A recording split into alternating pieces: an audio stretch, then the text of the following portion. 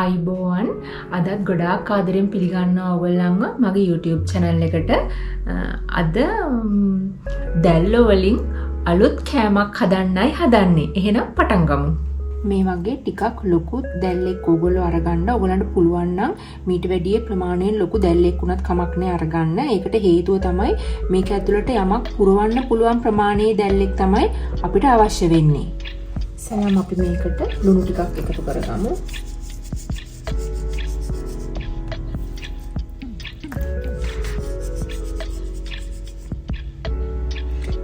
ඊළඟට අපි ගම්බිරිස් ටිකකුත් එකතු කරගමු.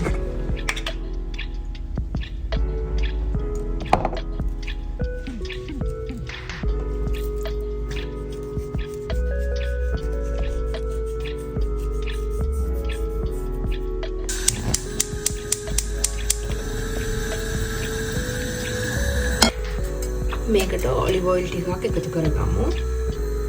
තෙල් ටික හොඳට රත් වුණාට පස්සේ දැල්ලව අපි මේ විදිහට දාගමු.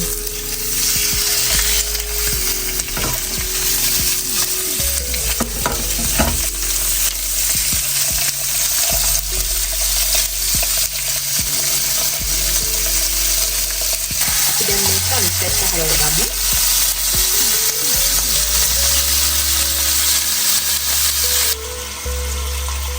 විනාඩි 3-4ක් විතර ගියාට පස්සේ ලිප ඕෆ් කරලා අපි මේ දැල්ලව බා ගන්නවා.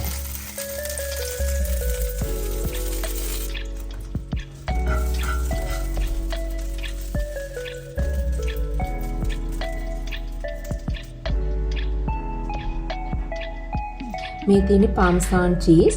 මම දැන් මේකෙන් චීස් කෑල්ලක් කපා ගන්නවා.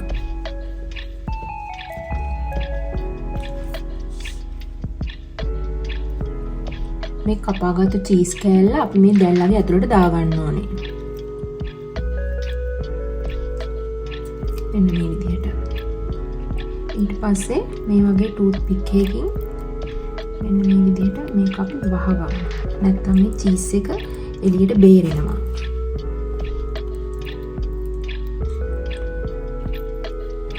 මේ වගේ හොඳට වැහෙන්න ඕනේ. නැත්නම් මේ චීස් එක එළියට බේරෙනවා. අපි ආපහු මේ දැල්ලව පෑන් එකෙන් තියාගන්නවා. ඉස්සල්ලාම අපි මේ කට ඇරිච්ච පැත්ත තමයි මේ පෑන් එකේ මේ විදිහට තියාගන්නේ. මතක ඇතුව ඉස්සල්ලාම මේ පැත්ත තියාගන්න. අපි පොඩි බටර් කෑල්ලකුත් මේකට දාගමු.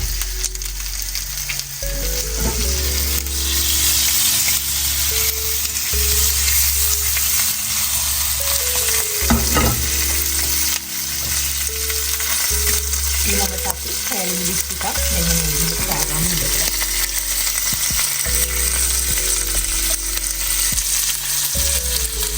විනාඩියක් විතර මේ පැත්ත මේ විදිහට හොඳ ෆ්‍රයි වුණාට පස්සේ අපි අනිත් පැත්ත හරවගමු.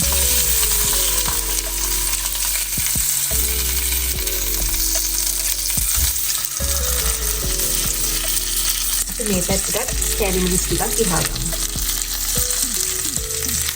මේ චීස් කෑල්ල මේක ඇතුලේ දිය වෙනකන් අපි මේ පැත්ත මේ විදිහට තියාගන්න ඕනේ. ඔයාලා ගාව තියනවා නම් මේ වගේ කොත්තමල්ලි කොළ ටිකක් හීනෙට කපා ගන්න.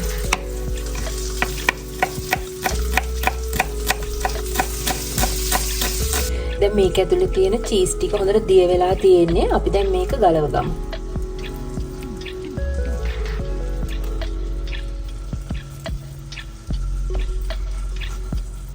දැන් අපි මේක ලිපෙන් බාගමු.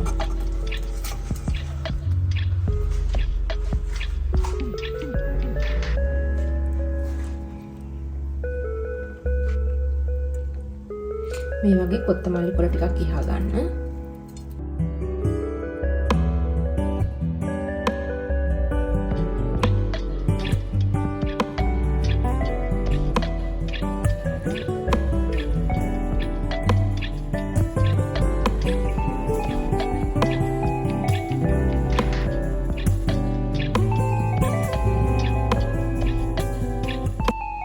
රස බලමු.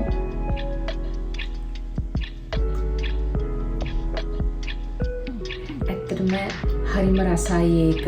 මම අද ඔයගලන්ට අරගෙන ආවේ චීස් බේරෙන දැල්ල වලින් හදපු රසම රස කෑමක්. ඉතින් ඕගොල්ලොත් මේක හදලා රස බලලා මට කමෙන්ට් එකක් දාන්න. මගේ වීඩියෝස් හොඳයි නම් ලයික් කරන්න, ඒ වගේම සබ්ස්ක්‍රයිබ් කරන්න. ආයෙමත් අලුත් වීඩියෝ එකකින් අපි හම්බ වෙමු. චාෝ, අරිවෙදෙච්චි.